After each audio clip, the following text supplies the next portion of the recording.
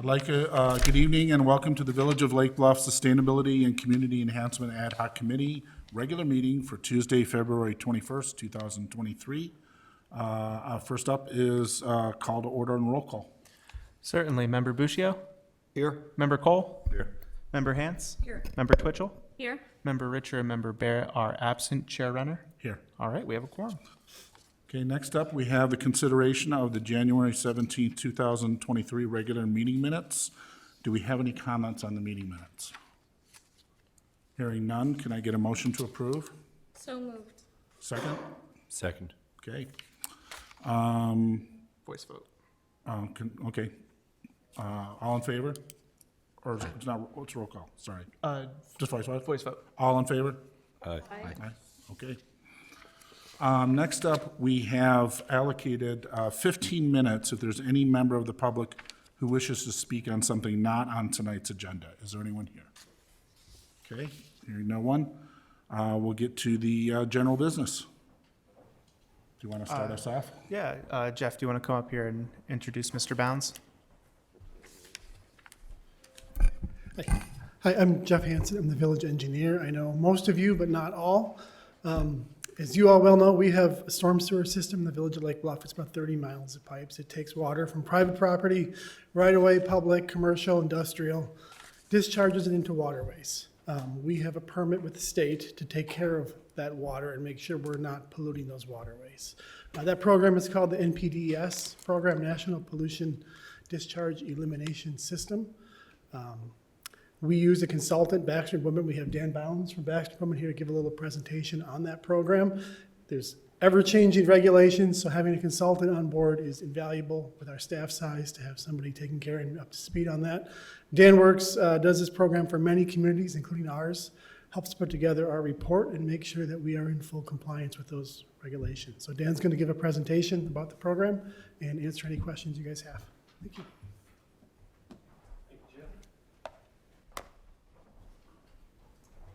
Hi, good evening. Thanks for having me in tonight. Like Jeff said, I'm going to give an overview of the village's water quality program, the program that the village has to implement to protect local surface waters from pollution that might be picked up by stormwater, runoff, rainwater flows, and this time of year, snow melt and other types of water runoff that could generate pollutants and carry them through the storm drain system to the local waters that we need to protect. Jeff mentioned one of the names already. Regulatorily, this program has many names. Locally, we call it the Stormwater Quality Program or the Water Quality Program. Illinois EPA calls this their NPDES program, the National Pollutant Discharge Elimination System program. And some people call it the MS4 program or the Municipal Separate Storm Sewer System program, because this is all about your storm drains, your stormwater that runs off from the village.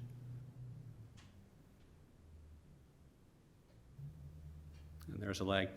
So if you think about all of the surfaces that the village has, roadways, parking lots, parks and recreation areas, facilities, anything that's left behind on those surfaces from normal village activities are going to get picked up by stormwater and carried into the storm drains. And your storm drains don't lead to any sort of treatment like at a wastewater treatment plant. They are direct pipes to the Skokie River or to Lake Michigan. Anything that goes into those storm drains receives no treatment. It's going to come out into those water bodies.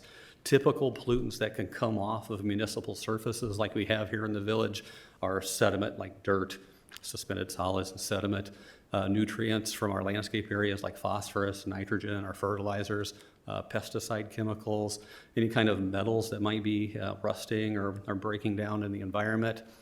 Bacteria from not handling our waste properly, any kind of detergents or oil and greases from washing or vehicle maintenance, things like that, and then just general trash and debris that can blow onto the roadways and then work their way into the storm drain inlets.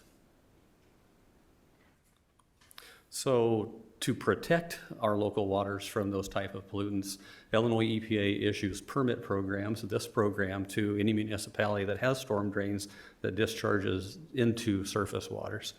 So the village is required to implement best management practices to reduce or prevent those pollutants from getting into the storm drain system and then out into our waters, that MS4 program, the Municipal Separate Storm Sewer System. So the village complies with this program, with this permit from Illinois EPA, and its many requirements for stormwater pollution prevention practices, water quality monitoring, and stormwater outfall inspections, municipal staff training on these best management practices, and the program documentation, the reports, the stormwater plans that have to be put together to comply with the program. So locally, right here in the village, there are impaired water bodies from IEPA's perspective. These waters are on the impaired waters list from the state, and IEPA calls that their 303D list of impaired waters. It's Lake Michigan itself, the nearshore Lake Michigan, Skokie River, and Pettibone Creek. And when IEPA thinks about water quality impairments in this area, they are thinking about nutrients, specifically phosphorus, chlorides from our road salting activities and any kind of water softening, too little dissolved oxygen sometimes in our surface waters, too much sediment at times, and too much bacteria concentrations or fecal coliform in our waters. So several waters in this area are listed on the impaired waters list. Stop me at any time. I should have mentioned that at the beginning with questions on any of these slides. Yes, Where's please. Pettibone Creek? Where is Pettibone Creek? Never have heard of it. Anyone? I sure do know where it Yeah? is. It originates over in Tangley Oaks. Okay. It goes under Sheridan Road. There are 2 ponds on Crabtree Farm. They are kind of act like catch basins. And then it was back in the 60s, put underground, under the pasture at Crabtree Farm, and under the property next to that. And so then it goes into Lake Michigan? And then it goes eventually to Lake Michigan. Then it hits a wetland. Then it goes through Shore Acres Country Club, and eventually gets up to the harbor where it goes into Lake Michigan, up near Great Lakes Naval Base. Yes, thank you for that education. Yep. Any other questions about the waterways or the pollutants or impairments? Okay, good. So I mentioned documentation and reporting is required by this program to Illinois EPA. A stormwater management plan or program plan has been put together by the village.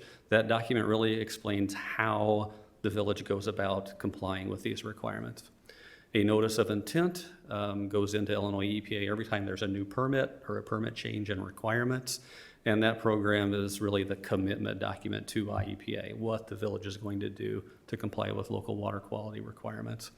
And then IEPA asks for an annual report by June 1st every year on how you're doing with implementing the program, as far as training, best management practice implementation, any kind of releases, spills, cleanups that had to happen to protect local waters. That gets reported to IEPA every June.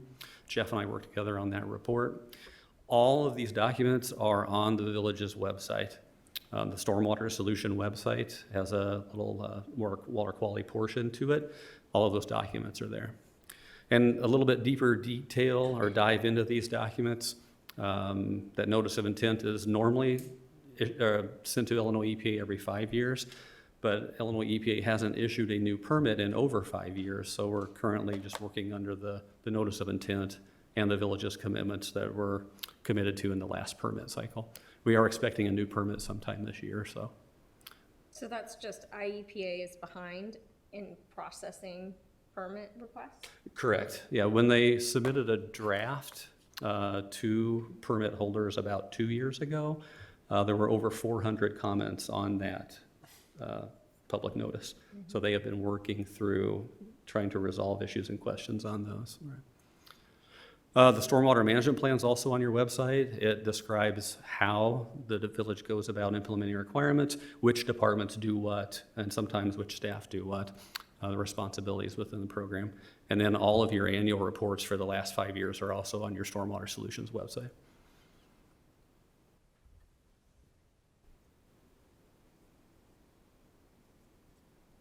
So the permit is lengthy, several pages of requirements that the village has to comply with, but they really are in 6 focused areas, or what I call program areas within this program. Requirements for the village to do public education and outreach on stormwater impacts. This presentation tonight is helping comply with the first 2 bullets up there, the public education and the public involvement and participation. There's also an area for recognizing illicit discharges, any kind of illegal connections to the system, and eliminating those. Construction site stormwater runoff and post-construction stormwater management for any construction or development projects within the village. And then central to public works activities would be pollution prevention and good housekeeping for your municipal operations. So best management practices have to be developed and implemented by the village in each of these 6 program areas. So for stormwater inspections, we help the village do this. Outfalls are inspected annually during dry weather. It's during dry weather that we can see if things are discharging when maybe they shouldn't be, and we can look for evidence of past discharges of pollutants or things that shouldn't be coming out of your storm drains. And if there's any illegal or improper connections from sanitary to storm or some sort of other creative plumbing that's been done to your stormwater system, we can look out for that too, plus identify any structural issues. So that's performed and documented each year. Water quality monitoring is also required. We perform sampling at 4 locations annually to collect water quality data. That data is intended to take a look at local water quality and see if there's a way we need to implement this program differently or do different best management practices to be more effective at protecting water quality. So we're sampling in the Skokie River at 2 different places and 2 of the outfalls into Lake Michigan. I also wanted to mention that Lake County Health Department is also doing Lake Michigan beaches sampling, so that data is available for us to look at for program implementation as well. And staff visually inspect stormwater outfalls when they're doing their routine village maintenance, village-wide. We're always looking for potential issues with storm drainage. Staff training is also required by the program for your village public works staff, and there's a lengthy list of training requirements. Some of those are summarized here. Staff need to be trained on pollution prevention techniques and best management practices for fleet and building maintenance, any of your park area maintenance, stormwater system maintenance, your roadway maintenance and winter de-icing, which is timely this time of year with salt application and other de-icers. Your staff need to be trained on how to recognize illicit discharges so that they can tell their supervisors, hey, we see something that may be discharging here that shouldn't be, or some sort of improper functioning of the storm drain system. And then they get a heavy dose of training on how to do pollution prevention for the materials that they handle, waste that they manage and generate, and if there's ever a spill or release during your public works activities, how to properly respond to that. Training is also required for any contractors that the village would retain for services within the village. So the village provides a lot of resources for residents and the public to get information on local water quality. One of the bigger ones, in my opinion, is just how to handle a waste or recyclable if somebody has that and doesn't know what to do with it, to keep that from being mishandled and work its way into the environment or into a storm drain system. You've got your waste collection services. You've got extensive recycling services for paper, cardboard, glass, metal, landscape waste. You've got a composting program. And at Public Works, there's an electronic waste bin for people to get rid of electronic waste as well. So that information is available on the residents section and sanitation on your website. So a lot of good resources for people to see how to easily get rid of wastes or things they don't want anymore rather than just tossing them. Yeah, go ahead. Hey, Dan, one of the things that I know is not available locally in our village is to be able to safely dispose of liquids, excess paint, oil, household chemicals. Those are not able to go up to the local site, and I think there may be a collection site maybe up in Gurnee that you have to make an appointment for, but and this is as much for you as for staff, is I've got a couple boxes of things like that in my garage that I'm trying to be patient about till I can find a safe way to dispose of it. Sometimes there's a group that might hold an event or something like that. Right. But are we alone on am I right on that, and are we alone on that as a village not having a safer, more convenient way to dispose of those types of items. Certainly not alone. Some communities do have a place where you can drop off waste paint or chemicals, and some rely on maybe a township facility for doing that. Some rely on the Illinois EPA waste cleanup days, Yeah. which maybe happen quarterly, and they might be at a distance as well. But yeah, there's a variety of different approaches communities have taken for waste paint and chemicals. Drew, do you want to add to that? Yeah, the village is a member of the Solid Waste Agency of Lake County, and SWACO will hold mobile drop-offs from time to time in different jurisdictions. The closest one has historically been in Lake Forest once a year. Okay. So when that happens, we push that out through our e-newsletter, but we can have SWACO, they would love to come in and give a presentation about the issue you're talking about. Yeah, yeah. But you can bring stuff to them. Yes, and it's you a can make small appointments charge. with them at the other locations throughout the county. Where is the nearest one? Because I haven't driven to them. I'm just going to I the, believe it is up in Gurnee. Yeah, I think it is, Yeah. yeah, thanks. yeah. Thanks, Drew. Yeah, next slide, please. This was, I think, the next slide that we had left off on. Okay, great. All right, so stormwater quality information is also available. So again, on the Stormwater Solutions website, there is information about the impact stormwater discharges may have on local water quality and what residents can do about that. Several public education materials related to just stormwater pollution and the things we've been talking about already tonight, but also at home, how to handle fertilizers, going native with natural landscaping and lawn watering, best management practices, what to do with your household chemicals, and how to manage pet waste, and how to do better environmental care basically at home. So these are available on your Stormwater Solutions website as well. You know, I have a question for you. What does going native mean again? That could be, rather than just having a typical turf grass, having more like a rain garden type installation in a front yard, natural plantings, which require less water, generate potentially less pollutants with fertilizer and things like that than a typical turf grass lawn would I be. understand. Thank you. Yeah. Do you, when you look at Lake Bluff, there are other North Shore communities, do you ever look at the data at different communities and look at how maybe their practices or best practices, things we might be able to influence as a SEC committee, have resulted in notable changes in what you see? That is something we do routinely. We're helping about 50 communities with this program. So if something is working in one place better than another, we definitely, share that knowledge. Yeah, we'd love to hear, if a town south of us, changed the fertilizer requirements and a year or two later you saw a 50% reduction in phosphorus coming out of those are the kind of things that kind of data would really be helpful to us as we look at policies and recommendations to the board. Yeah, absolutely. And I'd be curious how much traffic, it's awesome that all that stuff is on the website, but I wonder how many people are actually accessing it. Right. It's pretty deep. Yeah. Do you know in general how Lake Bluff compares to some of the other communities in terms of our water quality discharge? Really well, just on par with, meeting requirements of the permit. Right. In our water quality sampling, we rarely find a violation of water quality standards. So, yeah, things are working well. And related to your point, when Illinois EPA does audits of this program, they try to get out annually and audit the stormwater quality program of many municipalities. If they see something that's working really well in a community, they will relay that to others. Yeah. I know it's far off, Drew, but we've been talking for a long time about the big pipe project that'll eventually help improve the amount of storm drainage, and because we're seeing more rain. And I wonder how that might also factor into this. I believe there was some plans for that pipe to have some sort of filtering or treatment system in it.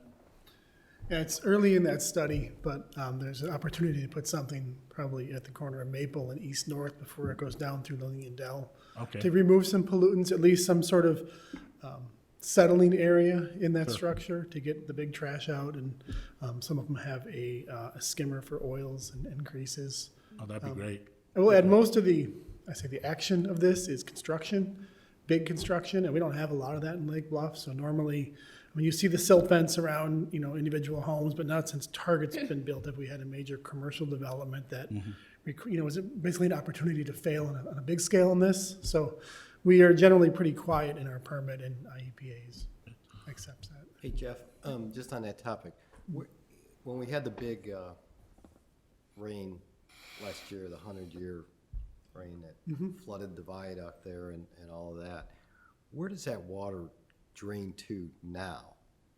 Does that go? The viaduct drains, That seems lower than a pipe would get to the lake. it's actually, it's a little deceiving. The lake is about 80 feet below the viaduct. Yeah.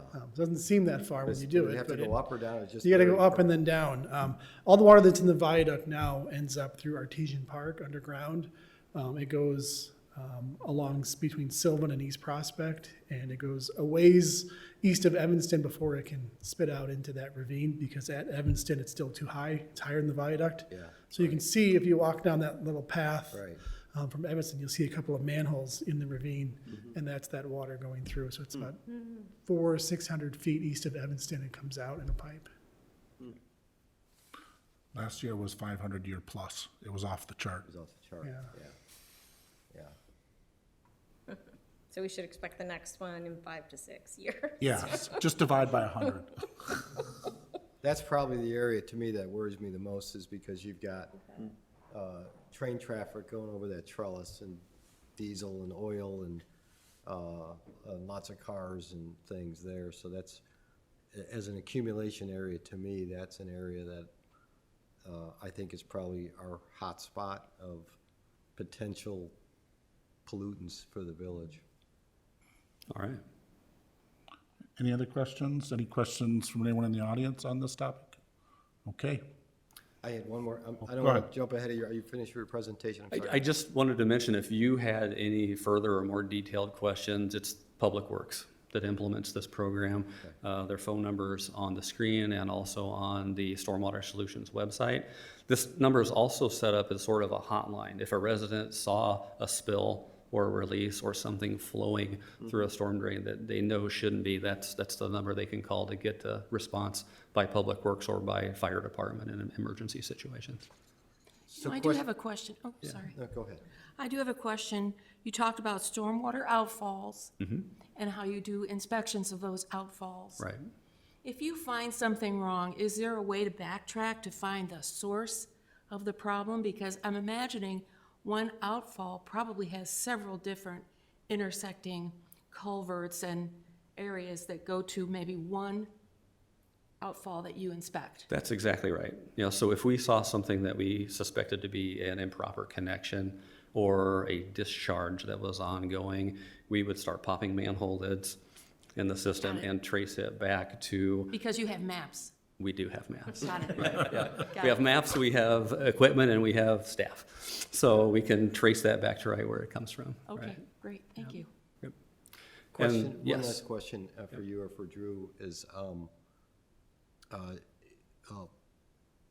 homeowners that have pools that are discharging those at the end of season, or they're backwashing their filters, and it's chlorinated water running down our streets.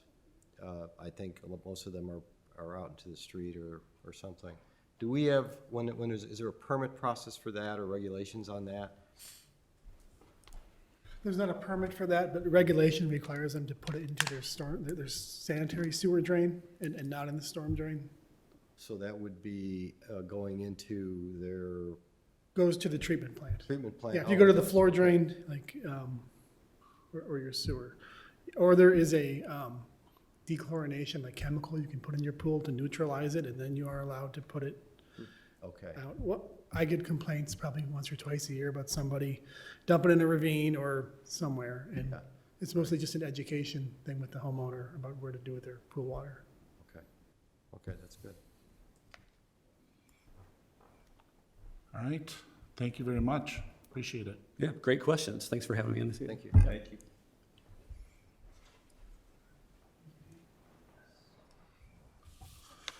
All right. Next up, Drew, do you want to come up and start us off on this, on the leaf blower ordinance?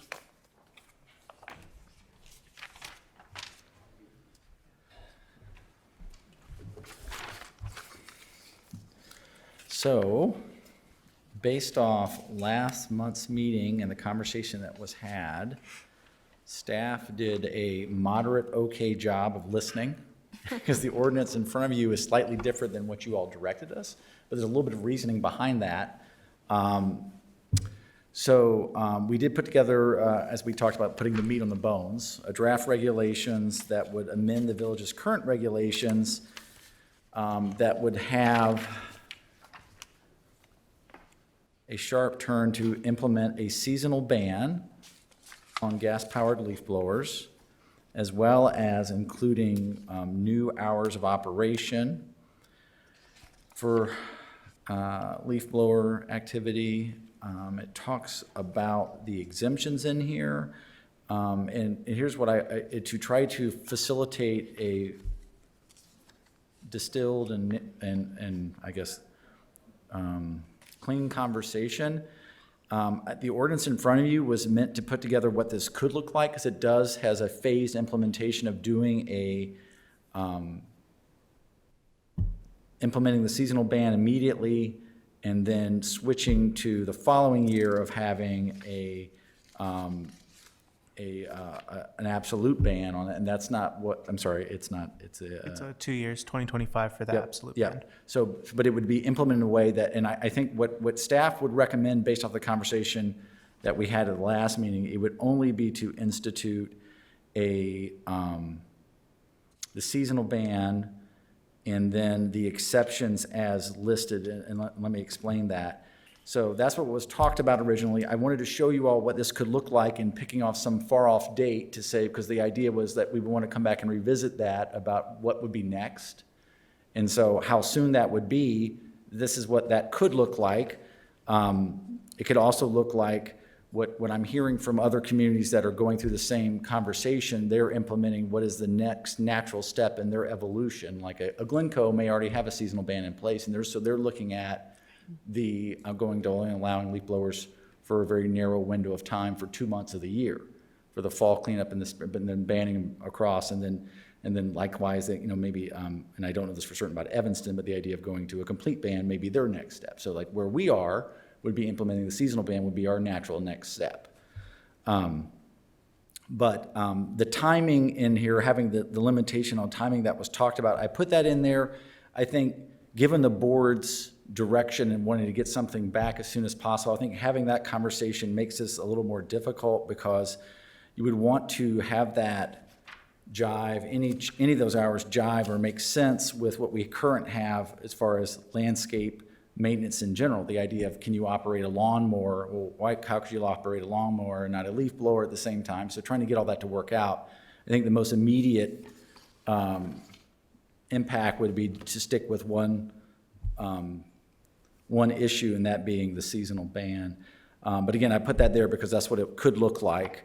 And then the second element to talk about were the exceptions. I had conversations with the Park District, pretty extensive about their use, and there was a draft that we had talked about internally that was not shared with you all that followed more tightly the city of Evanston's exceptions, is what we talked about we would try to do, and I didn't hear back from the Park District until today, so I put it in a more, I guess, a more general exception than what we talked about that they could actually probably live with. One of the things that is not here, but that they'd be willing to do is the city of Evanston's provisions with regards to exceptions limits Park District's use of gas-powered leaf blowers to in-play areas of golf courses. So if it's out of bounds, there's usually out-of-bounds ropes and so forth on the course. They're not using leaf blowers there now, right? So just They're keep it shrinking the between. boundaries. Yes, and so that's what they already do in Evanston, and the Park District says we're not using there now. We could live with that immediately. So that's one thing that's not in this draft ordinance that they would be willing to live with. We talked about, practically speaking, that they mow their fields, and from time to time they may use leaf blowers on the paths within the parks, but generally don't. That they use from time to time, they will use leaf blowers to dry a surface, like say there's an ongoing tennis or pickleball tournament and it rains early in the morning, and if the courts are wet, they would use Leaf blowers, again, rarely, but they would from time to time use them to dry the courts along with squeegees and try to move. Do they own that equipment? Does the park district own those They do, blowers? they do. Okay, I see an opportunity there. Yeah, and they were comfortable with having a window of time, 3 to 5 years to transition to electric, and they can live with that. Yeah, it's a lot easier when it's your own property and you're not going to 5, 10, 20 different properties and you have to store all the batteries. So I like that idea of giving them a window to transition off the equipment. The park district, or sorry, the golf course is Golf Visions. They use Golf Visions equipment there. It's not. It sounds like it's a blend. Yeah, I'm 90% sure Golf Visions owns the majority of the landscaping equipment that's used on that. I asked the same question. They said they weren't sure, like some of the leaf blowers, they think they were using some of the park districts. Yeah, maybe one or two. So the school district says I did not have a chance to, the person who handles this has been out of the office, but said that they did respond by email saying that they do have leaf blowers, gas powered, they don't use them to a great extent. So, and going back to the park district, some of the times they use them like at, they put up a tent during the summer seasons at the park district for events, and he said they use gas blowers now to clear those before events, but he said, but they could easily switch that to electric.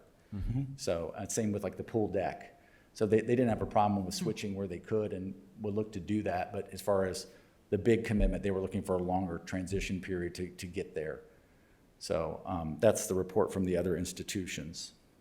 Okay. Yeah, I appreciate you highlighting that, the steps, and also this chart of where we're at and where we could go. And I think that we, myself at least, I won't speak for everyone else, I do not want this to end here. I want it to keep going after the initial ordinance, not unlike when we did the backyard chickens. We started out with the draft, and it was a temporary ordinance, and there were certain things in there, and then we just said, hey, it's working. I think the provision of the parks, I'm not okay with 5 years. I think 3 years, even 2, is enough for them to make that transition to comply, either use electric or follow the guidelines. But I understand that electric would probably be best for them in general, because there are some areas that need to be kept clean all the time. Many playgrounds or areas where, around the pool or something like that, that could be an issue. So, I don't know. That's all the comments I have. I don't know if the group wants to make any. I had a question on whether or not this is aimed directly at commercial or if this is aimed at private citizen use as well. That was unclear to me within here. I'm not sure if we've cemented just commercial use by landscaping organizations and the whatnots, or individual businesses. That wasn't clear within here.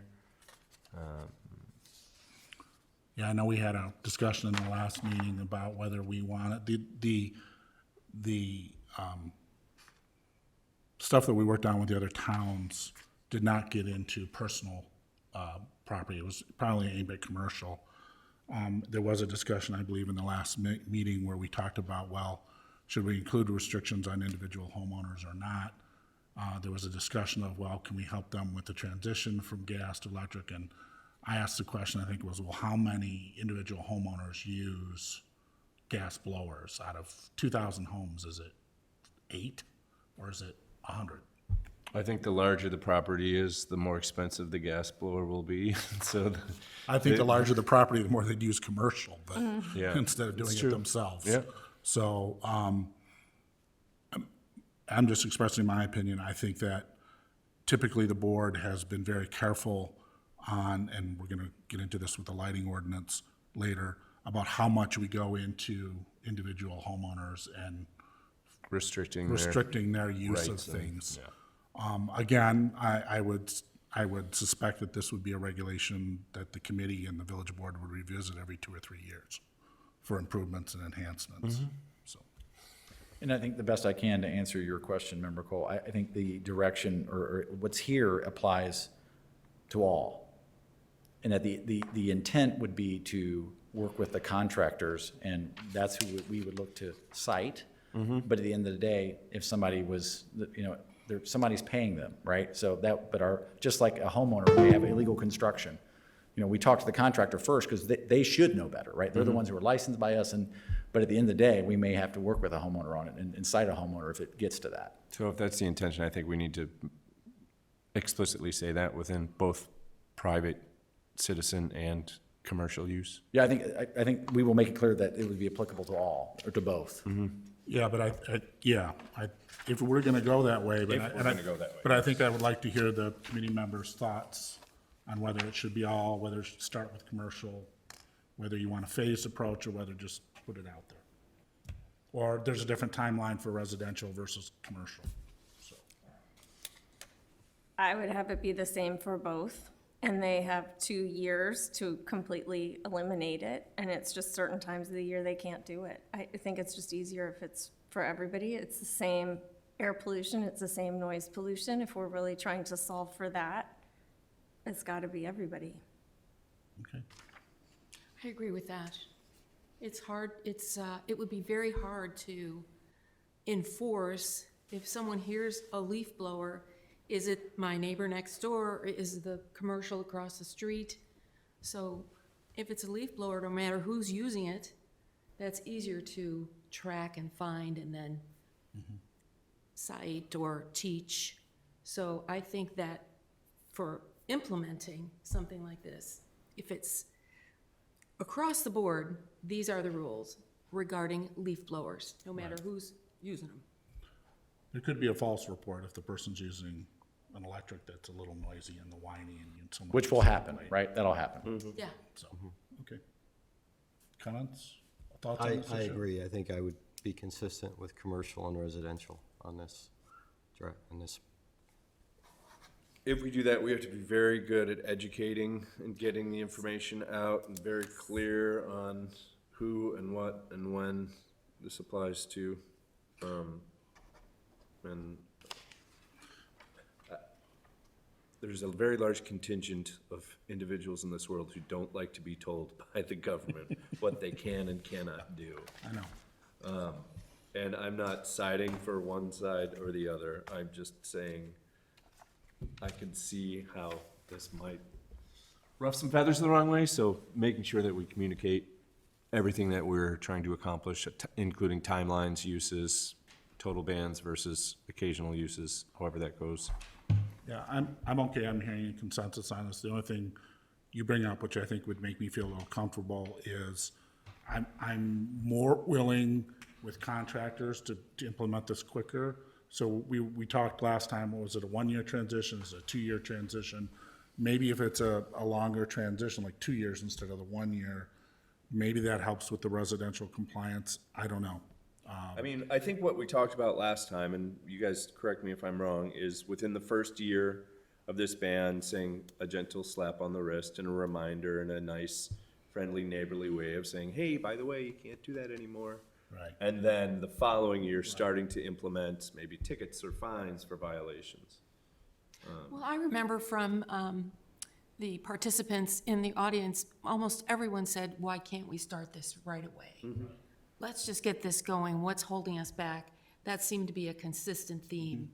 So I'd like to be able to respond to that request, because more than anything else, it seemed like that's what people wanted to take action on. Let's just get this going now. And how we do it, we can try an approach, see how it works, and then modify it, like you said we did with the chickens, that we changed that over time. But I think people are really looking for action now.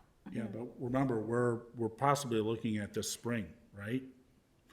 And I think that in fairness, particularly to residents and contractors, the first year being an implemented but no penalty. Right. Because we have to do the education. We have to.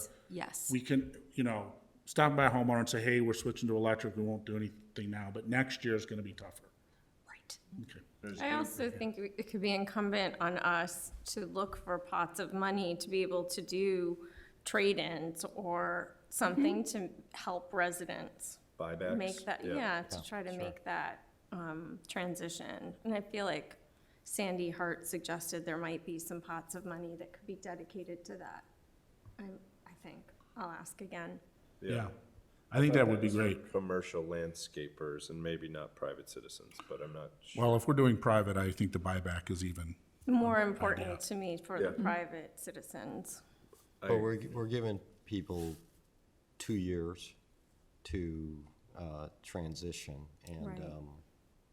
That might be an incentive, though, buyback might be an incentive. yeah, it could be an incentive. Well, there's a carrot and a stick, right? Yeah. And I guess my other point on maybe keeping it consistent at the timing is, you know, we're not talking about taking away people's gas stoves, which is in their house, Yet. which is in their house. Right, yeah. Well, but I mean, I think the difference is, you know, those things are in their house, in their domain. They are not affecting their neighbors, other people with noise pollution and air pollution. And I think that's where we have to stand behind is we're not taking away something, we're trying to preserve clean air, clean from noise and from pollution for everybody. And as the science has come out and the technology's evolved, you know, we have options that are much better for all of us. So I think it's in how we present it, you know, that we're not banning, we're educating, we're moving forward with, you know, technology and advancements and knowledge about the impact of these things. And I think we can stand tall behind that with, sure there will be some residents, I would think, that will be opposed. There always are. Yeah. I do want to mention, not to get sidetracked, but carbon reduction is part of the SECs. Yeah. And the state of Illinois passed an electrification bill. Right. So if they were to build a new Lake Forest Recreation Center, it would be all electric, there would be no gas. Yeah.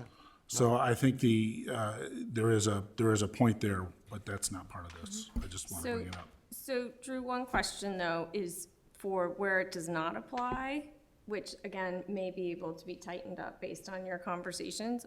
Why can't we say that those have to switch to electric within 2 years? Like, why do they- I'm happy to say, that's your recommendation. I will deliver that message to the board if that's the consensus to do that. The park district asked for a minimum of 3 years to do it. But I certainly, I mean, I wrote in the, under section 467, under the exceptions in the draft ordinance, where it says public parks, public golf courses, and I'm gonna put that in for language about in-play areas only, you know, and then the school playgrounds. But so you know, refining it further, but I did, but I did strike 464, 465, and where's the other one? Does the village use gas primarily? The village does not, we outsource landscape maintenance at the public safety building, the village hall, and the train station. And we have our contractor required to use electric there. The village we have used gas powered for emergency storm cleanup, and also for if we're gonna do like patching in a hole, and you know, for you putting in, you wanna get all the water and everything else, so we blow that clean and then put patch in. So we use it for road repair, and we will use it for storm cleanup. But generally, we don't use blowers on the other areas, like we're mowing all the parkways and so we. Oh, that brings up a good point. Someone in the exceptions brought up emergency storms, you know, some sort of disaster or something like that. We might need to bring in additional crews during, just Say there's- something extreme. If there's a power outage? Emergency response. And that's in the current regs, right? And so that's not written, we would add that in. That's in our current regs to recognize So that. you'd That's a bring that miss over that as should be in here. 467C or something? Yes. Okay. Okay.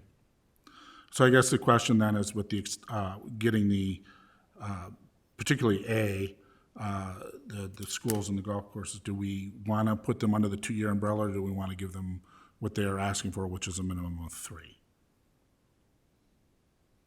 I'm fine with giving 3 as long as we make a recommendation from this committee that the village has to 100% mandate electric blowers within that, after that 3-year period as well. Okay. Why do they want 3 years? Right, I say everything the same. But I don't understand why they say they need 3 years. I think the idea is that if they've acquired equipment recently, they would like to naturally attrit out and not have to replace budget. new, Yeah. financing it. I see. Budgets for next year are probably being approved fairly soon.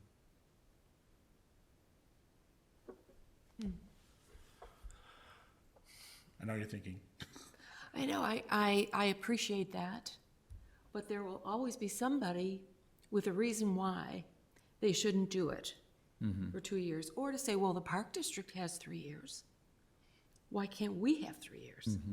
That's what we kind of set ourselves up for when we say, you guys can have 3, but everybody else no. So that's why the idea of being consistent, again, I think, might be hard for some people. But I think that's easier, again, to explain, to enforce, and to say, we can't make any exceptions. Everybody has to do it. That's easier to say. I mean, in the park district's defense, the pool is requiring a lot of money for repairs that are needed. The beach is also requiring a lot of money that the park district does not have. We're talking $10 million, maybe more, that needs to go into these very public facilities, public use facilities. The So there- scale is totally different, though. I mean, the scale is totally different. I would also say the pool has had decades of, there's brooms as well and squeegees. I mean, Yeah. So, No, I'm not saying for use on the pool. I'm just saying like the budget at the park district I know right now no, is I get very it, but I just mean strapped. the cost of blowers is insignificant Sure. compared to those. Yeah, very large needs. It's also easier for us to explain if it's simpler. Like, everybody has to do it by this date. Everybody has this much time to catch up. It's easier for us to teach and explain instead of trying to explain why somebody else can do it this way, but you have to do it that way.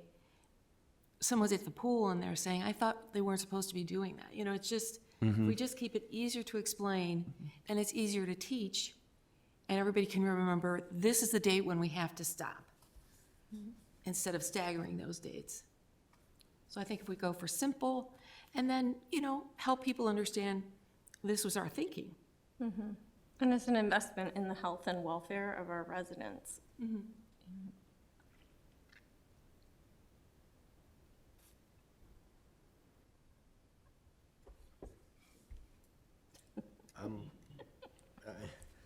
I'm for being consistent Okay. across the All board right. as well. I think it's,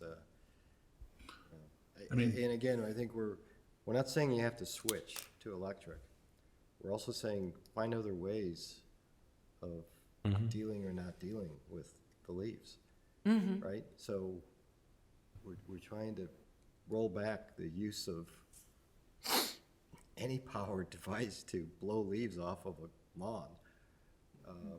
Really, at the end of the day, let's mulch them up, let's leave them, let's, rake them. Right, and again, though, it's incumbent on us, if we're making these recommendations, that we follow up with public education to explain what the value and importance of it, because otherwise it's not fair. Okay. Anything else, Drew? Well, just to be clear then, the exceptions as written we're gonna add a C about emergency storm cleanup as an Right. exception. We're gonna be more clear about public golf courses and that the exception only applies to in-play areas. And then the idea that there is no transition period for these exceptions to disappear, there's no sunset on them, it's immediately. Yes. Well, given the fact that we're Having a soft updating rollout. this with the 1 year Right, plus soft 1 rollout, year. right, yeah. 1 year soft, the 2 year. Yeah. Can I ask about 4-6-3, what we do before April 2025? The calendar of time that was decided there, I know that was on the larger community committee, probably the recommendation that most were gonna do, that ban on that window between April 1st, between May 15th and September 30th. Did council have other thoughts about the other options on timeframes or just? Well, yeah, I mean, I think this was saying, defining a period, what's going to be the rules before April 1 and what are going to be after. I think what the way I'm looking at this is the effective date of this will be immediately. Yes. And that date, so we're striking, the use of leaf blowers, strike the rest of that, and then we'll say, start with, instead of saying before that, they say gasoline powered for propane may not be used. So it's effective now. Yeah. That's what I heard. So I'm confused. I thought, so we're not gonna say from May 15th to September 30th? you are. We are. But in the line, actually the bold 465 headline says use of leaf blowers before April 1. I struck before April 1, 2025. And then under the next, that first paragraph where it says before April 1, 2025, comma, gas, I struck that first phrase, and it might have a new capital G, gasoline powered or propane powered leaf blowers may not be used during the following. So that's the seasonal ban. So that's the question I had though, Drew, is that seasonal plan timeframe that was decided on in the multi-city regional leaf blower group report. There was some options on those dates. And I can't remember, Chairman, if we had, as an ad hoc committee, agreed on this timeframe? Yeah, there was some earlier, the committee did talk about different types of dates. I believe the May 15th to 30th was the working group's recommended time because someone tried to push it back earlier and they said, well, the weather and Yes. you don't know where it's at, and someone wanted earlier, and we were just trying to be a little wider to make sure that we got, or narrower, depending on how you look at it, to get the leaf cleanups in those dates. But also for consistency in application and administration outside of other municipalities, as everybody's looking at the same date, at least, Right. people say, oh, Lake Bluff, Glencoe, seasonal ban. I know what the time frame is. Okay, Yep. I understand that. So if we say those leaf blowers are banned pretty much immediately during that window, Soft band. soft banned, but Name of my yacht. leaf blowers are used for lawn cleanup, right? I mean, the commercial contractors who cut the grass when there's no leaves falling are still using gas-powered leaf blowers to clean up the drives, clean up the walks, and all that type of stuff. So we're saying those are banned during the Gas lawn- power. Gas-powered immediately during the cutting season. Yes. Yes. May 16th. Yep. So so they're gonna have to sweep or leave it or have an electric Use an electric blower. immediately? Okay. So that's May 15th, 2023. Correct. Right. Okay. That's what you guys are, that's what I'm hearing. Yeah, that's, Yeah. that's, That's it, that's I great. don't know if there's some way to clarify soft versus fixed dates, you know what I'm No, saying? it's an enforcement Publicize effort, that. right? The goal is to, it's not to, it's going to be, it's new. And so just like we do any other new regulation, there is a, Period of education. for certain. But you don't advertise that it's soft. You just It's enforce an soft. enforcement issue. Yeah, Okay. you all right. don't tell people, go ahead and violate, we won't So do my- anything. my point is an anticipatory expectation from contractors that will say, wait a minute, you actually are banning them today. If I can't use them from, I keep forgetting these dates, it's in front of me, immediately. Yes. Spring and summer. Spring and summer. So I can't use those immediately, so you're telling me I have to go to electric to be able to clear, No, they they can can use a use broom. brooms. they can use a broom. Okay. They can borrow your electric blower that you bought last week. I have one in my garage. So this is a comprehensive ban of all gas-powered blowers Seasonally. Seasonally. seasonally. Right. And then outside of the season will be only the permitted hours of use. That are, We that have stand in today. 4, 6, 5. Those are the current ones on the books. Okay. And you know, we have to remember too, the contractors just do what their customers ask them to do. So again, it's getting the education to the residents who employ contractors to say, you know, this is where we're going. Right. And because the contractors will just do what their customers say. Right. Well, part of the whole thing is if they implement this in Lake Forest soon, or they implement it in, the other 10 towns that were on this, that's gonna make it very easy for contractors to know. Lake Bluff is, in the fact, there are other communities that already have these, and they're going to the far ones, but there are other communities that don't have anything, and they're like us, and they're starting. And the whole point was, we may be jumping ahead of Lake Forest, but if Lake Forest should implement this, that makes it so much easier for the contractors, because they know it's the same times, it's the same dates, and that's also good for us giving this kind of, first year, second year thing, in that hopefully the other communities follow suit and there's a uniformity there as they come through. And the big providers for sure.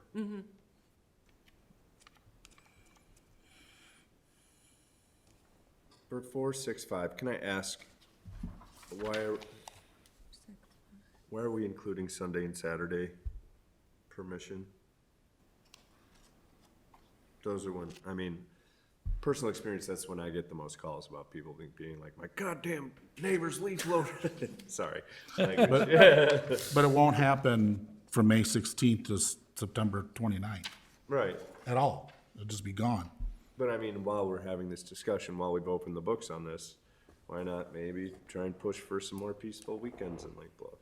I think from a staff recommendation at this point is that the board's goal of expediency, to try to implement sooner and start the education process, to alter the times on the weekend, even though that's come up and that was part of the original petition, right? The idea of trying to edge back the weekends.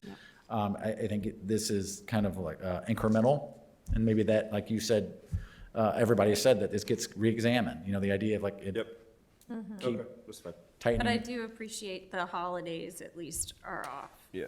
Yes.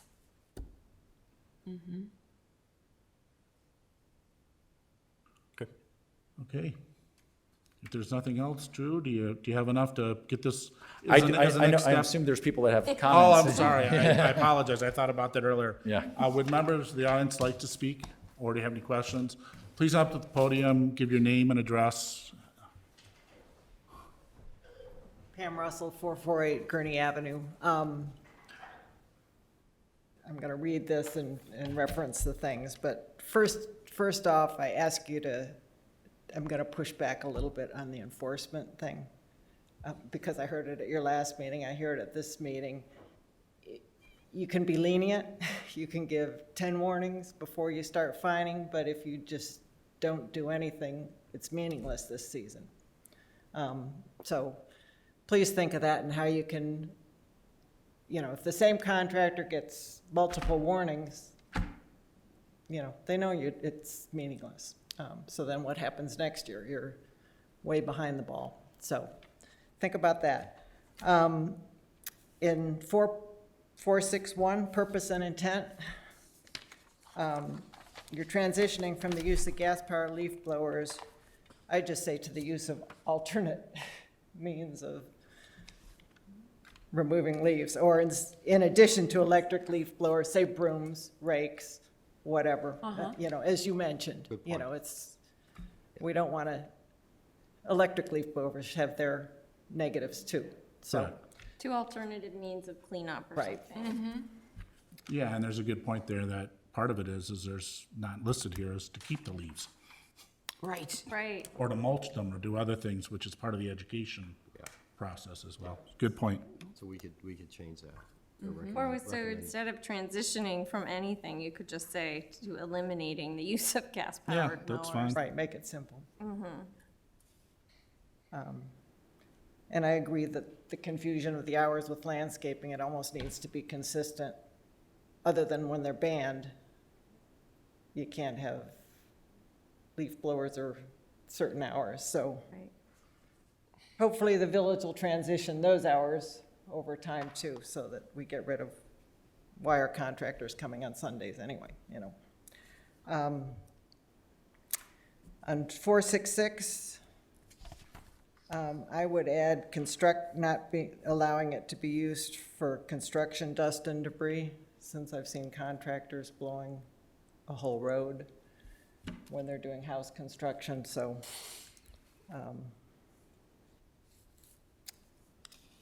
that is it. But thank you so much for pushing this forward. We appreciate it. Thank you. Anyone else? Okay, thank you. We have two people listening online, but Oh, great. neither have raised their hand. If anybody watching online would like to say anything, you can just hit the raise hand button at the bottom and I can make you a panelist so you can speak.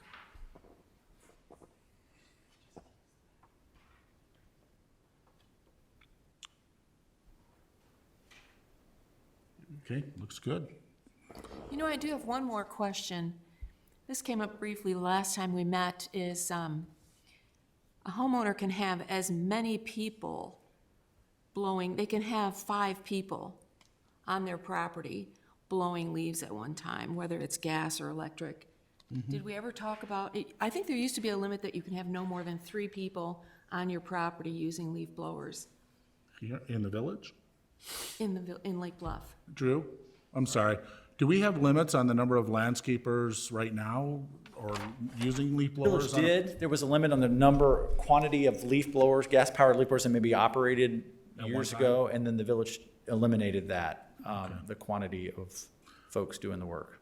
I think that's worth considering. I'd like to have that in the next step. I would like it in the next step, because when you have big property owners with an army of leaf blowers, the noise is unbelievable. Yeah, I think we should plan on we've talked about the education, but I'd like to hold maybe another public forum at the end of the season or something and ask for public feedback on how things they saw, things they didn't like, because it's kind of a continuous improvement.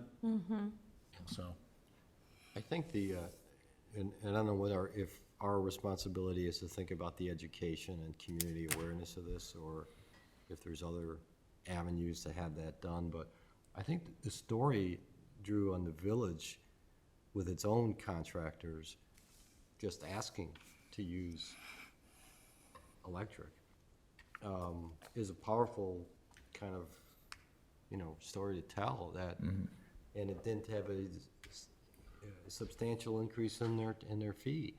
So I think the power rests with the citizens to, ultimately to, make the contractors come along with them, including not having armies marching down the street, blowing off every last twig. So I don't know, where that education starts, but I think we want to get at least in line with when this would roll out, or ahead of it even, to, so we're not reacting to people's negative thing with, oh, wait a minute, you got to understand. we got a lot to get out. in I don't know, terms of information. where that comes from. Is that our responsibility or our task, or how that works? So the communication efforts would come from administration office. Right. But I think we had identified, and our high school video expert is not here. We talked about doing some best practice videos, and I would love to see not just something on leaf blowers, but on mowing, mulching, on, and have those out as soon as possible. Or maybe there's something that exists somewhere else, but to have those put out. That there is, yeah. Because there's a whole process here that's ways to improve beyond just the leaf blowers. But the leaf blowers, I know, are a big issue for the residents, the noise, the pollution. So, I think of the tagline, "We heard you," because you Yes. can now. yes. Okay. All right, thank you, So- everyone. Do I need to, You should make a recommendation. Okay. Or a motion, somebody should make a motion to recommend as discussed an ordinance to the village board for approval. yeah. All right, can I hear a motion to modify the ordinance as discussed this evening? So moved. Second? Second. Okay. Can I get a roll call vote? Certainly. Member Bushio? Does the modifications include, I'm sorry, I forgot your first name.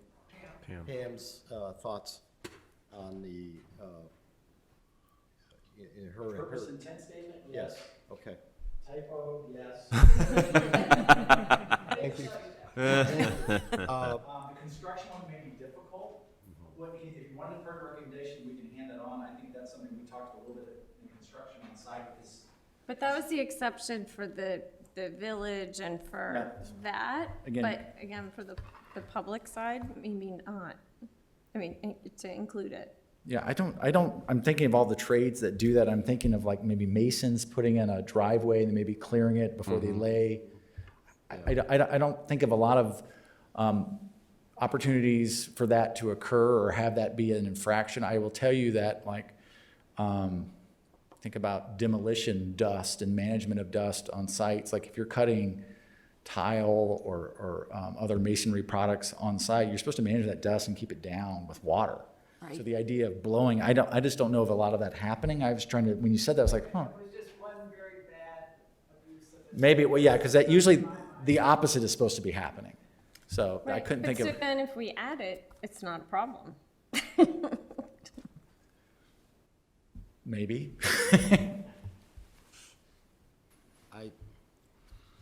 I think personally, I think we're good with where we are, and I don't think those problems are persistent, repetitive necessarily. They're someone putting in a driveway and they've got to clear, they've got to clear the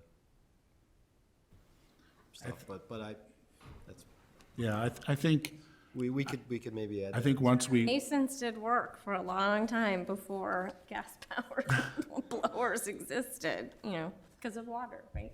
Yeah, So, they use wet saws. They use, yeah, I mean, so, that keep the keeps dust the down. dust down from that, for them. Right, that's the goal, right? Yeah. So they're not trying to spray a lot of dirt, so.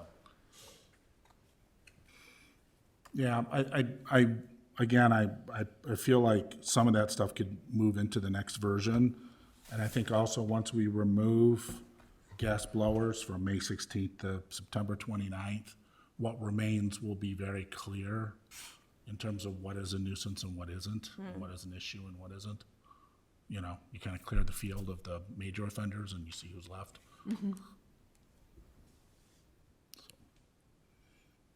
And it took years to get them to operate within the current hours, and they're still not, you know what I mean? It's like, Yeah, it's, yeah. Same with some home improvement and contractors doing renovations. yes, true. So, roll call again, then I'm an aye. Member Cole? Aye. Member Hans? Aye. Member Twitchell? aye.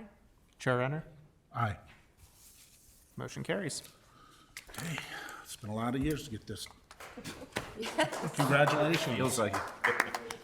It's really exciting. Okay, next up is the village staff report. At this point, there is no staff report. We'll be reviewing what will be looked over at next month's meeting, which is on March 21st. Okay, yeah, I talked to Drew a little bit about a preference for that, so. Members report, is there anything that you would like to share regarding sustainability you've seen, or share some thoughts on topics?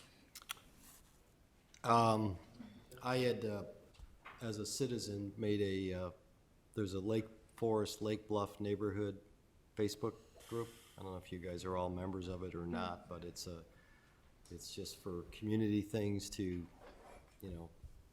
put things out there, safety or whatever.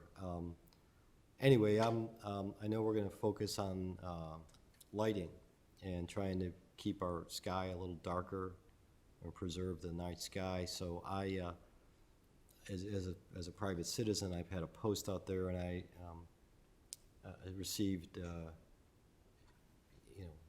67 very positive thumbs up, smileys, and over 30 positive comments that all seem to be very strongly agreeing that we need to limit outdoor excessive lighting. And so I'm encouraged by that. As a community, there seems to be, some fairly strong support for doing something to, limit the amount of outdoor artificial lighting that's having an effect on the night sky and all the things that, need a night sky. Yep. Plants, animals, insects.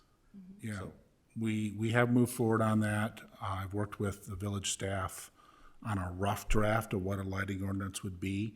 Our next step would be to bring it before the committee, but we also, I do some lighting design, it's in my background, but I'm not a dark sky expert, more of a general lighting person. So one of the things that we wanted to do is that we're aware of a couple people who nationally work with municipalities in developing those ordinances, and we'd like to hand and have our draft reviewed by an expert and thoughts brought in. It's an ambitious standard, and I'm excited about it because it's one of the things I've been looking forward to implementing for the committee, in that a lot of lighting ordinances have addressed only commercial districts. This addresses the entire town, the park districts, the businesses, the residents, and it looks at it from a zone. There are different zones within the light pollution standards, like, you know, stricter in different zones than other zones, but still basic criteria. So that definitely will be coming up this year, and that is one of our goals, to get, like with the leaf blower, get a draft done and get it to the village board before the end of the year. Great. I have just one comment. It's something that I brought up before. It has to do with more lights outdoors, but it's only in one particular area. The bike path just west of the viaduct is pitch black, and I think pretty dangerous at night for bikers, walkers, accidents, all sorts of stuff. So that's something that I think we should be taking a look at from a safety perspective for bicyclists. We do have a plan for that, and I think we went out for funding and didn't get it, right? Put in for grants a couple times, yeah. So there is a plan, it's just no money so far. Yeah, I mean, there's just one spot that is pitch black. Yeah. And it you wraps can't- around up down to the middle school along the trail. It's the plan, and that's the grant, Safe Routes to School. And that is, so that's been attempted, but it's just one of the things that gets lower rankings in the village's capital Yeah. funding analysis. Is there anything in the current infrastructure bill that passed with regards to biking and walking paths that we're looking at applying for federal funds for something like that? I'm not suggesting we light the whole path. I'm just saying that one section of the path is pitch black at night. No, we wanted to, because there are parts of the year where it gets dark right around before school time or right around it, especially if there's after-school activities. Yeah. And when I helped the village with that, we picked out dark sky compliant lighting, color temperatures that were appropriate for wildlife. So We bid it, yeah, we had a number. we got the plan, it's just a matter of the funding. So no, it's a very good point, and agreed. So and to the point of, the village has, and I don't want to, this kind of, Brian and I talked earlier today about previewing a lot of the landscaping projects that we've been talking about and doing, kind of giving you all an update at the next meeting about where things are at, kind of timely with the season. Last year, we went out to bid to do the Sheridan Road improvements and implementing a gift from the 125 committee to put in a bike repair station and some bench seating and the pricing in the market was horrible. And so we said, hit the pause button, and what we did, not unlike what we did at West Washington, pedestrian crossing improvement, the village has kind of taken the project apart to try to get more bidders. And it's usually the opposite. You know, in fact, our policy manual tells us our our procurement manual says you shouldn't do that because you're maybe trying to split bids and try to, but the problem was nobody's responding in the market, right? It's a horrible market, and we couldn't find anybody to take on these little concrete jobs. And it was like, no, it's not worth my time to even fill out the paperwork. And so we've been finding other little contractors try to fill in the gaps, and we're doing them ourselves, having Public Works put up lights and doing things that we haven't had a lot of snow, so we'll make use of their time. And so, so we've been doing some of those things, and we're looking at doing the same thing for that Sheridan Road project, is adding in that concrete area work with our sidewalk project. And so we're trying to, piggyback other projects to make it more attractive to bidders. And so, we've ordered the benches and we've ordered the bike part. So we're gonna piecemeal it, and then follow with the landscaping, so. Yeah, I can tell you, working in the architectural engineering construction world, there is no layoffs, there's no downsizing right now. they are unbelievably short-staffed across the country, and with the money that's being spent on infrastructure now, everybody is just swamped. So contractors at all levels, from commercial and government down to even residential, are booked. Or they're charging prices which are, Or they don't even call you back. Both. They're Or so they don't busy, even they call you don't call you back. back, so, Yeah. yeah. which is the same as giving you 3 times. I'm not what you thought interested, bid. right. Yeah. Make me show up bid, yeah. So, Okay. Well, you know, I can add, as far as the sustainability plan, natural spaces, the Lake Bluff Garden Club is taking an active role in a commitment to public education. So we've started, and it's going to happen tomorrow night, our gardening awareness webinar. And we've hired, a prestigious presenter, Professor Doug Ptolemy. And the club is paying for his presentation, but it's open to the public free of charge. So what we did was work with the village and with businesses and different organizations to get the word out so that we have a lot of people tuning into the Zoom call. And I'm happy to tell you we have 118 people. wow, that's impressive. Yep, that are gonna tune in tomorrow night. And I sent you all a flyer, so you're all welcome, and you're welcome to forward that on to anybody. So that's what we're doing, and the idea is this gardening awareness.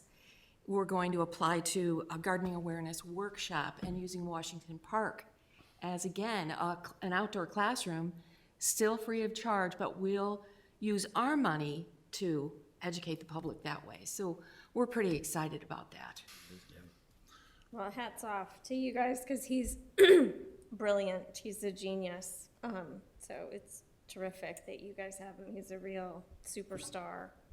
We're in gonna the go. movement. We're gonna go for those superstars once a year now. He's great. So I encourage someone from the village to join in and listen to what he has to say. So it's very meaningful. It's changed my perspective. Yeah. Read his books, listen to his talks. It's really exciting. And it's exciting that we got such a great response. You know, you never know. That's impressive, yeah. Yeah. Okay, anything else from the members? Chair report, I'll just join in on some of the topics.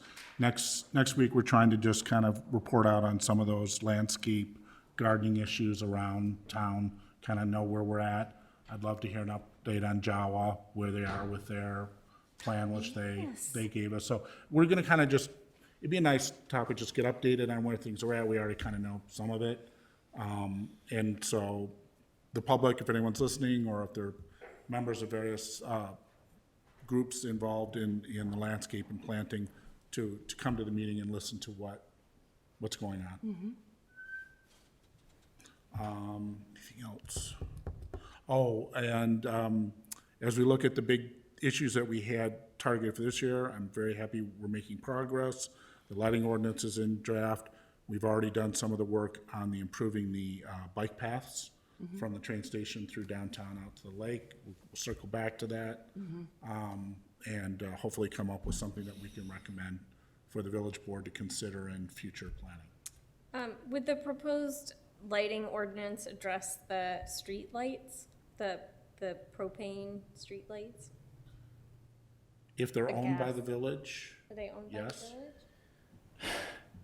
No, sorry, maybe it's a can of worms. Listen, Much, and the germ will get more tired on that. no, this is something that my public works superintendent, if he's listening in, he's probably out there dismantling them right now. There's only fewer than 20 left. Oh. So the Guess they're idea of just in my converting them, neighborhood then. converting them to LED, yeah, there's not many at all left. Oh. So that's an easy topic to address. So Are they the taking idea them down then is to altogether then? remove them all? The idea is to convert them to LED, to Oh, good. change out, Yeah. yeah, that's what we've So been the- doing, So the ones that are left would be They're converted gonna as get- opposed to be removed? yes. Okay. So visually, they look the same in terms of a Great. structure, but the source is different. Great. okay, because if we were gonna end up with one, at least we put a plaque on it. No, Right?